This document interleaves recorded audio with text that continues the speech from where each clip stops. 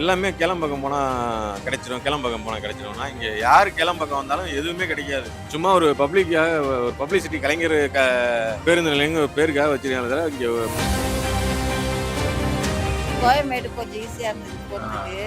ஆனால் இங்கே வந்து பஸ்ஸு கிடையாது, ஆட்டோ ஷேர் ஆட்டோ பிடிச்சுன்னு வந்தோம் நாங்கள். செலவு அதிகமாக ஆகுது அப்படிங்கிற மாதிரி ஒருத்தருக்கு 100 ரூபாய் வாங்குறாங்க ஆட்டோ. நிறைய போர்டு போட்டிருக்காங்க. அதனால எந்த போர்டு எது எக்ஸிட் எதில் பாருங்க எல்லாமே இருக்குது. எக்ஸிட் எது வழி கூட தெரியாது. அந்த இது குறிப்பிட்ட அளவில் இருந்தால் குழம்புது அப்படிங்கிற ஃபர்ஸ்ட்ல கொஞ்சம் குழம்புது.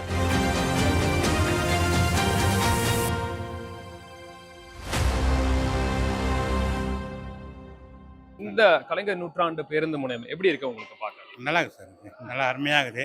இந்த ஃபர்ஸ்ட் டைம் நம்ம வரோம் இங்கே. ஓகே, கோயம்பேட்டோட இது நல்லா இருக்குது, நல்லா அருமையாகுது. ஆளுங்களை கூட்டு வந்து பிக்கப் பண்ணுறாங்க. இப்போ பஸ் நம்ம ஏற போல வெளியூருக்கு. வெளியிருந்து உள்ள வர்றதுக்கு நடக்கிறதுக்கு கஷ்டமா? இல்லை, நடக்கிறது கஷ்டம் இல்லையா, பக்கத்தாக இருக்குது. நம்ம இங்கேருந்து தான் வரேன். நீங்க எந்த இடத்துக்கு போகணும் இப்போ? இங்கே பெரம்பலூர் போகணும். பெரம்பலூர் போகணும். உள்ளெல்லாம் சுற்றி பார்த்தீங்களா? சுற்றி பார்க்கும்போது எப்படி இருந்தது? நல்லா இருக்குது, அருமையாகுது. நல்லா கம்ஃபர்டபுளா இருக்குது. இப்போ வயசானவங்க எல்லாம் வந்தாங்கன்னா பரவாயில்ல, வண்டியில நல்லா கம்ஃபர்டபுளா கொடுத்துருக்காங்க.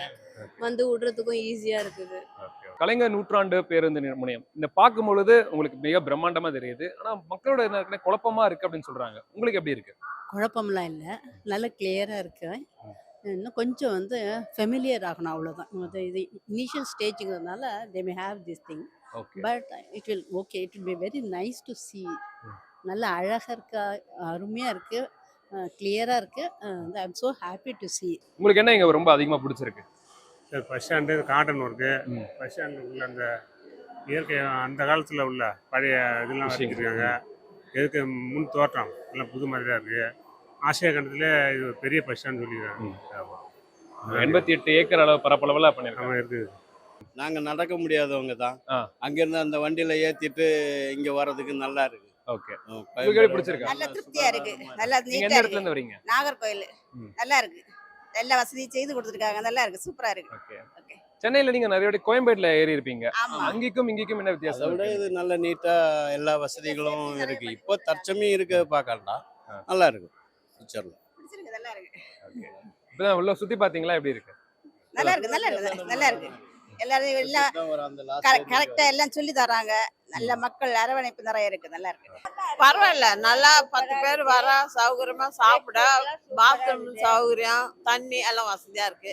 இது அப்படியே ஃபாலோ பண்ணாங்கன்னா ரொம்ப குட்டா இருக்கு. அதுதான் பெரிய விஷயமா இருக்கு. ஏன்னா குப்பை ஆக்கிடுறாங்க நம்ம மக்கள். எவ்வளவு சர்வீஸ்க்கு ஆள் போட்டாலும் அவங்களும் கொஞ்சம் நம்மள மாதிரி தான் நினைச்சு வருங்க போறவங்க ஒத்துழைப்பு கொடுத்தாங்கன்னா பெரிய சந்தோஷம். உண்மையாவே நல்லா இருக்கு. மெயின்டைன் பண்ணணும், கடைசி வரையும் இதேமாரி இருக்கணும். பட் கூட்டம் வந்தால் தான் தெரியும் மெயின்டெனன்ஸ் எப்படி பண்ணுவாங்கன்றது. இப்போதைக்கு ஆரம்பத்துக்கு எல்லாமே நல்லா இருக்குது பார்க்க. கடைங்களாம் வரணும். இவ்வளோ பெரிய இடமா இருக்குது, பட் ஆனால் கொஞ்சம் விர்ச்சுவல் தான் இருக்குது. ஏன்னா நிறைய பேர் இங்கே வந்து பஸ் ஏறுறதே கிடையாது. சேம் அதே பெருங்கல்தூர் தான் ட்ரை பண்ணுறாங்க. மற்றபடி எஸ்சிடிசிக்கு வர்றவங்க மட்டும்தான் இங்கே வராங்க. மற்றபடி ரெகுலர் வண்டி இது திண்டிவனம் விழுப்புரம் போகிறவங்களாம் பார்த்தீங்கன்னா பெருங்கல்தூர் கோயம்பேடு அங்கே தான் பிக் பண்ணுறாங்க. பாண்டிச்சேரி போகிறவங்களாம் இப்போ நாங்கள் சபரிமலை போகிறதுனால இங்கே வந்திருக்கோம். தென் இதே நாங்கள் விழுப்புரம் பக்கத்தில் திண்டிவனம் அது மாதிரிலாம் போகிறதா தான் நாங்கள் கூட உள்ளே வர போகிறது கிடையாது. திண்டுக்கல், தேனி, கம்பம் எல்லாம் போட்டிருக்கு. கொடைக்கானல் இன்னும் போட்லையே சார்னு கேட்டேன். But bus will come in this way only. You please wait 5 o'clock தான் பஸ். ஆன்லைனில் டிக்கெட் புக் பண்ணியாச்சு. ரொம்ப நல்லா இருக்கு, பிரமாதமா இருக்கு. இது அப்படியே மெயின்டைன் பண்ணா it will be very nice. Thank you so much. பொதுமக்கள் கிட்ட என்ன சொல்ல விரும்புறீங்க? இந்த இடத்த வந்து சுத்தமா வச்சுக்கணும்னு ஒரு பக்கம் அரசாங்கம் சொல்லியிருந்தாலுமே நீங்க என்ன சொல்லுங்க? இல்லை, சுத்தமாக இருக்கிறது இதை மெயின்டைன் பண்ணாலே போதும். இந்த ஸோ ஹெல்ப்ஃபுல். அங்கேருந்து வரும்போது அந்த பேட்டரி காரில் தான் வந்தேன். வந்து லிஃப்ட்டில் தான் வந்து ஏறி மேலே வந்து இல்லை கீழே போய் வந்து பேட்டரி கார் ஏறி வந்தாச்சு. இது நல்லா இருக்குது, service is good, people are so friendly. It has to be maintain, this tempo has to be maintain. அதாவது ஆரம்பத்தில் இருக்கிற மாதிரி கடைசி வரைக்கும் மெயின்டைன் பண்ணணும், அவ்வளோதான். பிரமாதமாக இருக்குது சார். எந்த விஷயம் உங்களுக்கு ரொம்பவே கடினமா இருக்கு, கஷ்டமா இருக்குன்னு நினைக்கிறீங்க? இப்போ கஷ்டமே எதுவும் இல்லை. அதாவது அந்த வழி இது வரைக்கும் நான் பார்த்ததில்லை. மெட்ராஸில் குன்றத்தூர், ஒரக்கடம் அப்படின்லாம் போர்டு போட்டிருந்தது. I never siege such way in my life. இதை பார்க்கறது கடவுள் ஒரு சான்ஸ் கொடுத்தார் போல இருக்கு. 2 பக்கமே தண்ணியாக இருந்தது, பச்சை பசேல்னு இருந்தது. இந்த ஒரு பக்கம் வந்ததே இல்லை நான். இப்படி ஒரு அருமையான இடம் இருக்கேன்னு தோணுச்சு. அது வழியாக வந்திருக்காங்க. So it will this place also will improve soon. இது ஒரு நல்லதாக இருக்கும். தேங்க்யூ. கோயம்பேடுக்கும் இங்கேயும் என்ன வித்தியாசம் நினைக்கிறீங்க? அதுக்கும் இது கம்பேர் பண்ணுறது எது நல்லதுன்னு நினைக்கிறீங்க? எது பெஸ்ட்டாக இருந்துச்சு? என்னன்னா டிராஃபிக் தான் மெயின். இப்போ மஃப்சல் பஸ் அங்கேருந்து உள்ளே வர்றது ரொம்ப கஷ்டமாக இருக்கும். இப்போ வர மஃப்சல் பஸ் எல்லாமே உங்களுக்கு இப்படியே திரும்பிடும். ஸோ அதனால் ப்ராப்ளம் கிடையாது. இந்த சர்வீஸ் விட்டுருக்காங்க, இப்போ அதிகப்படியாக எம்டிசி விட்டுருக்காங்க. ஆனால் எல்லாருமே எம்டிசி யூஸ் பண்ணுவாங்களான்னு தெரியாது. இப்போ ஒரு லெவலுக்கு கீழே இருக்கவங்க எம்டிசி யூஸ் பண்ணுவாங்க. மற்றபடி இப்போ ஆட்டோவில் வர்றவங்க நிறைய பேர் இருப்பாங்க, வயசானவங்க. இப்போ நாங்கள் கோயம்பேட்லேருந்து இங்கே சும்மா ஓலாலே போட்டு பார்க்கும்போது எங்களுக்கு 650 ரூபா 700 ரூபா வந்தது ஓலால போடும்போதே. அது ஊருக்கு போற ரேட் வந்துருது போல. ஆமா, சரிங்களா. அது வந்து இப்போ நடக்க முடியாதவங்க அவங்கலாம் பார்த்தீங்கன்னா பஸ் ஏற முடியாது. அவங்க அங்கேருந்து வரணும்.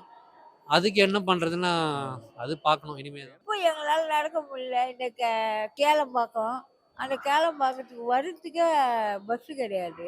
பஸ்ஸு விட்டுருக்காங்களா என்னன்னு கூட தெரியாது. இனிமேல் போய் பஸ் ஸ்டாண்டில் போய் பார்த்தா தான் தெரியும். கோயம்பேடு கொஞ்சம் ஈஸியாக இருந்தது போகிறதுக்கு. ஆனால் இங்கே வந்து பஸ்ஸு கிடையாது, ஆட்டோ ஷேர் ஆட்டோ பிடிச்சின்னு வந்தோம் நாங்கள். செலவு அதிகமா ஆகுது அப்படிங்கிற மாதிரி ஒருத்தருக்கு 100 ரூபாய் வாங்குறாங்க ஆட்டோவில். பாடி கிட்டத்தட்ட ஊருக்கே போயிட்டு வந்துடலாம் போலயே அந்த காசுல. ஊருக்கே போய் வந்துடும். இப்போ மலைக்கு போறாங்கல்ல, அதனால சார்ஜ் நிறைய போட்டு வாங்குறாங்க. நம்ம வந்துதான் ஆகணும். இப்போ இங்க இருந்து போறதுக்கு ரொம்ப தூரமா அந்த வண்டி வச்சிருக்காங்க, அதுக்கோசரம் உட்காந்து இருக்கோம். அந்த ஃப்ரீயா அந்த வேன் ஃப்ரீயா வருதுன்னு இப்போ சொல்லிட்டு. வண்டி வரும், அதுக்கோசரம் இப்போ உட்காந்து. மொத்தத்துல உங்களுக்கு இந்த இடம் பிடிச்சிருக்கா, இந்த இடத்துல இருந்தா ஓகேவா அப்படிங்கிறீங்களா, இல்ல வேண்டாம் இது இதுக்கு அவசியமே இல்லையே அப்படிங்கிற மாதிரி இருக்கா? பிடிச்சுதான் இருக்குது சார். இனிமேல்பட்டு இதுதானே நம்மளுக்கு எடுத்துக்கணும்.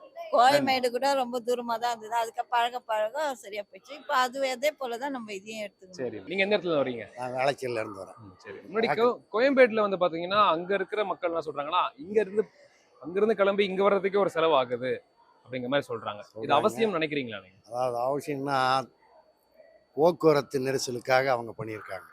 ஆமா, உண்மை அதுதான். ம். இந்த ஏரியா மக்களுக்கு இது பக்கமா இருக்கும், லாங்ல இருந்து வரவங்களுக்கு இது தூரமா தெரியும், அது பக்கமா தெரியும். நான் சென்னையில 44 வருஷமா இருக்கேன். சரி, புரியுதுங்களா? உங்களுக்கு அனுபவம் அதிகமா இருக்குமே. அதுக்கும் இதுக்கும் என்ன வித்தியாசம்? 79ல இருந்து இருக்கேன். அப்போ பார்க்கும்போது இந்த அளவுக்கு சென்னை விரிவா இருக்குன்னா பொதுமக்கள் ஜனத்தொகை அதிகம். அப்புறம் அவுட்டரில் தான் போட்டாகணும், வேற வழி இல்லை. இது இப்போ உள்ளு சிட்டிக்குள்ளே இருந்தால் டிராஃபிக் அதிகமாகும். ஏன்னா அப்போ 79ல் உள்ள சென்னை வேற, இப்போ 2024 சென்னை வேற. மக்கள் தொகை கம்மி, இப்போ மக்கள் தொகை அதிகம். அதை பார்க்கும்போது இது கண்டிப்பாக அவசியம் தேவை. மொத்தத்துல பிடிச்சிருக்கா உங்களுக்கு? ரொம்ப பிடிச்சிருக்கு. இன்னும் கொஞ்சம் லாங் ரூட் டிஃபரன்ஸ் இருக்குது. அதான் உங்க வீடு எங்க இருந்து வரீங்க? நம்மளோட வீடு வந்து டிப்ளிகேன்ல இருந்து நம்ம கோயம்பேடு வந்து பக்கம். ஆமா, இப்போ இங்கே வந்தால் நம்ம 2 மணி நேரம் ஆகுது. ஆமா, அதுவே பாதி போனீங்கன்னா நம்மளுக்கு 40 நிமிஷத்துல போயிடலாம், அரை வரலையே போயிடலாம். அப்போ நம்ம இங்கே வரோம்னா 2 மணி நேரம் ஆகுது. இன்னும் கொஞ்சம் 1.5 மணி நேரம் கொஞ்சம் எக்ஸ்ட்ரா ஆகுது. ஆனால் வசதியாகுது, வேற எந்த கஷ்டம் இல்லை. இன்னும் போக போக கொஞ்சம் பிக்கப் ஆயிடுச்சுன்னா நல்லா இருக்கும் இடம். இது வந்து டபுள் வேலையா ஆயிடுது அப்படிங்கிற மாதிரி ஒரு விஷயம் தான் மக்கள். கண்டிப்பா டபுள் வேலை தான் சார். இப்போ ஏன்னா பாருங்களேன், நான் போன மாதம் சபரிமலைக்கு புக் பண்ணியிருந்தேன். எனக்கு வீடு ஊரப்பாக்கம் தான். ஆனால் நான் வந்து கேகே நகர்ல இருந்து கோயம்பேடு போனால் எனக்கு ஜஸ்ட் ஒரு 120 ரூபால நான் போயிடுவேன். எனக்கு அங்கேருந்து வரா மாதிரி இருக்கும். இப்போ நான் இங்கே ஊரப்பாக்கம் இருந்து கேகே நகர் போய் இருமுடி கட்டிட்டு இவங்க திடீர்னு சேஞ்ச் பண்ணிட்டாங்க 30ஆம் தேதி. ஸோ அதனால அங்கேருந்து என்னால் ஆட்டோவில் வர முடியாது. ஸோ பஸ்ஸில் தான் வந்தேன். இருமுடியெல்லாம் எடுத்துட்டு நான் பஸ்ஸில் தான் வந்தேன். இது முன்னாடியே தெரிஞ்சிருந்தா நாங்கள் எங்கெங்கே திரும்பி கட்டி இப்படி வந்திருப்போம். அந்த பிளானிங் கொஞ்சம் சொதப்பல் தான். திடீர்னு 30ஆம் தேதி திறந்தது, ஏன்னா பொங்கல் கிட்ட தான் திறக்க போகிறோன்னு சொன்னாங்க. அதெல்லாம் கொஞ்சம் சொதப்பல் தான். அதுக்கு இன்னும் கொஞ்சம் ஏற்பாடு பண்ணியிருக்கலாம். கோயம்பேடுக்குன்னா எம்டிசியும் எல்லாமே பக்கம் இருக்குது. இது ஒன்று கீழே டவுன் மேலே இருக்கிறனால புதுசாக வரனால கொஞ்சம் கன்ஃபியூஸாக இருக்கு. ஏன்னா போர்டுலாம் நிறைய இடத்துல போட்டிருக்காங்க. போர்டு நிறைய போர்டு போட்டிருக்காங்க. அதனால எந்த போர்டு எது எக்ஸிட் எது பாருங்க எல்லாமே இருக்குது. எக்ஸிட் எது வழின்னு கூட தெரியாது. அந்த இது குறிப்பிட்ட அளவுல இருந்தா குழம்புது அப்படிங்கிறீங்க. ஃபர்ஸ்ட்ல கொஞ்சம் குழம்புது. Okay okay. ஆனா இப்ப வசதி இன்ஃப்ராஸ்ட்ரக்சர் பெயிண்டிங்லாம் பண்ணிருக்காங்க. எப்படி இருக்கு? வசதி பாக்குறதுக்கு ஹோட்டல் மாதிரியே இருக்கு. ஸ்டார் ஹோட்டல் மாதிரியே இருக்கு. ஏர்போர்ட்டுக்கு ரேஞ்ச் கொண்டு வரேன்னு சொல்ற மாதிரி தான் இது இருக்கு. ஆமா ஆமா ஆமா. நல்லா. உங்களுக்கு எப்படி இருக்கு? ஃபர்ஸ்ட் பாக்கும்போது இந்த அளவுக்கு தமிழக அரசு எடுத்திருக்காங்க இந்த மாதிரி விஷயங்கள். நல்லா தான் செலவு பண்ணி நல்லா தான் பண்ணிருக்காங்க. இப்போ கோயம்பேடுல இருந்து வரவங்களுக்கு அது அவஸ்தையா இருக்கும்ல. அவங்க இருக்கிற மக்கள் என்ன பாதிப்புன்னா இப்போ கொஞ்ச நாளைக்கு அவஸ்தை. கொஞ்ச நாளைக்குன்னா அந்த பக்கம் அம்பத்தூர் அந்த சைட்ல வரவங்க அது குறிப்பிட்ட டைம்ல வரலாம். இது ஒரு மழை எல்லாம் ரெயின் எல்லாம் வரும்போது நம்ம அந்த டைம்ல இங்க வந்து சேர முடியாது, கொஞ்சம் கஷ்டம். இந்த பக்கம் இருக்கிறவங்களுக்கு பக்கம். ஆமா, இந்த சைடு செங்கல்பட்டு தாம்பரம் இருக்கிற சைடுல தாம்பரம், இந்த பக்கம் நம்ம கூடுவாஞ்சேரி இந்த சைடு இருக்கிறவங்களுக்கு, அந்த பக்கம் இருக்கிறவங்களுக்கு கொஞ்சம் சிரமம். மொத்தத்துல உங்களுக்கு பிடிச்சிருக்குங்களா? பிடிச்சிருக்கு. வெஸ்டர்ன் நல்லா இருக்கு. போக போக பழக ஸ்டார்டிங் அப்படிலாம் தெரியும், பழக நமக்கு நல்லா இருக்கு. ஏன்னா வெளியிருந்து வரவங்களுக்கு ஒரு பெரிய சிரமம் ஏற்படுது அப்படிங்கிறாங்க. வெளியிருந்து உள்ள வரதுக்கு இல்லாம இருக்காது வேற எல்லாத்துக்கும் எல்லா எல்லா வசதியுமே பஸ்ஸுக்கு ஏற்பாடு பண்ணிருக்காங்களா? எந்த நல்லா பண்ணியிருக்காங்க, எல்லாம் பண்ணியிருக்காங்க. கும்பகோணத்துலேயே வந்தேன். சரிண்ணா. வந்துட்டேன். ரிட்டர்னு கேளம்பாக்கம் தான் போகணும். கோயம்புலேருந்து பஸ் இல்லை அப்படின்னு சொல்லி இப்போ கேளம்பாக்கம் இங்கே வந்தேன். இங்கே வந்தோம்னா இவங்க கவர்மெண்ட் ஸ்டாஃப் வந்து இத்தனை மணிக்கு தான் பஸ்ஸு, எப்பவும் பஸ்ஸு கிடையாது, என்னம்மா சொல்கிறீங்க அப்படின்னு கேட்டதுக்கு அவங்க சொல்கிறாங்க அப்படிதாங்க அப்படின்னாங்க. ஏங்க கவர்மெண்ட் நாங்கள் கொடுக்குற காசில் தான் நீங்கள் சம்பளம் இப்போ நடந்தது என்ன, நாங்கள் கொடுத்த காசில் தான் நீங்கள் சம்பளம் வாங்குறீங்க என்ன அப்படின்னு சொல்லி கேட்டதுக்கு, போங்க உங்களுக்கு வேணா இருந்தால் வர்ற வண்டியில் போய் ஏறுங்க, இல்லைன்னா போங்க அப்படின்னு அப்படியே பேசுகிறாங்க. உங்ககிட்ட இப்போ நீங்க இப்போ ஒரு அப்படியே போயிட்டு நான் ரிட்டர்ன் மறுபடியும் எங்கே ஏறுறது, ஊருக்கு போகிறது அப்படின்னு சொல்லி கோயம்புன்னா பெஸ்ட்டு. பெருங்குளத்தில் இறங்கியிருந்தா கூட போயிருக்கலாம் போல இருக்கு. எங்கே வேணாலும் போயிடலாம். இந்த கேளம்பாக்கத்து உள்ள அதுக்கும் 2 கிலோமீட்டர் உள்ளே நடந்து வர வேண்டியதாக இருக்குது. மழை வேற வந்துருச்சு. நான் மலையில் நனைஞ்சிட்டு தான் வரேன். உள்ளே வந்து பார்த்தோன்னா கும்பகோணம்னு போட்டிருக்கு. அந்த இதில் போட்டிருந்துச்சு கும்பகோணம் போவோம் அப்படின்னு சொல்லிட்டு வரேன். நான் பார்த்தா பஸ் இல்லை கும்பகோணத்துக்கு.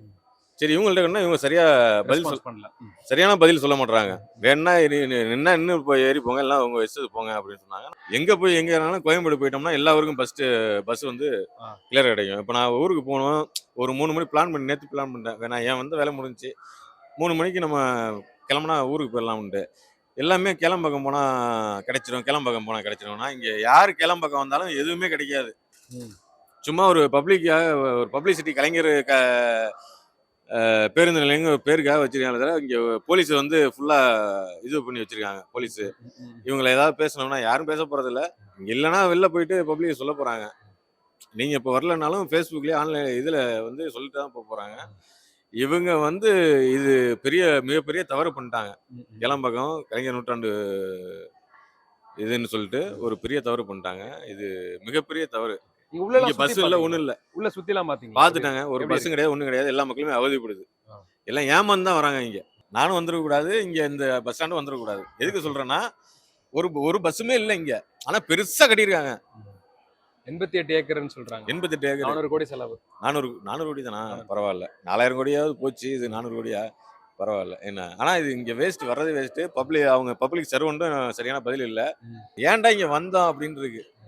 உண்மையிலேயே சொல்றேன், ஏன்டா இங்கே வந்தேன்னு இருக்கு. நீங்கள் என்ன ஊர் என்னன்னு நான் கும்பகோணம், என் பேர் ராஜா. ஏன்டா இங்கே வந்தோன்னு இருக்கு. சரிண்ணா, பார்ப்போம் மாற்றம் வருதா இல்லையான்னு பார்ப்போம்.